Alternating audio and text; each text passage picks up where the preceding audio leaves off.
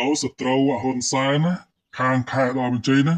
ឥឡូវសតមហារាជទឹកនោមផ្អែមគ្រោះថ្នាក់ចរាចរណ៍បុកគ្នាងាប់ណាអាហ្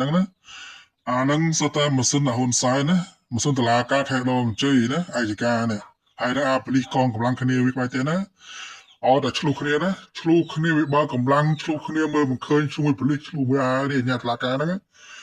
គ្រោះថ្នាក់ចរាចរណ៍បុកគ្នាងាប់វ័យគ្នាងាប់ណាជាប់គុកក្នុងជីវៈហ្នឹងណាអាហ្នឹងសតម៉ាស៊ីនហ៊ុនសែនណាឥឡូវយើងស្រែកកាលមុនណាយើងស្រែកគឺវាធ្វើសង្គ្រាមឥឡូវនេះអញស្រែករងថ្ងៃណាឲ្យធ្វើសង្គ្រាមរងថ្ងៃណាហើយកុំថាដាក់ម៉ាស៊ីនស្ដាច់ម៉ាស៊ីនអីណាក៏ដោយព្រោះឯហ្នឹងណាហើយងាប់ទាំងអស់សុទ្ធតែម៉ាស៊ីនស្ដាច់តែម៉ាស៊ីនហ៊ុនសែនម៉ាស៊ីនដុល្លារកាក់ឲ្យណាហើយឥឡូវហ្នឹងឲ្យធ្វើសង្គ្រាមទៀតណាហើយជំរឿងាប់តាហ៊ានងាប់ជនស៊ីវិលហ្នឹងអាណាទៅខុសត្រូវព្រោះឯណាហើយខាងស្ថានីយ៍ទូហ្នឹងណាមិនអត់ទេណាបងប្អូនហើយងាប់គ្រោះថ្នាក់ចរាចរណ៍ទំនងផ្អែមណា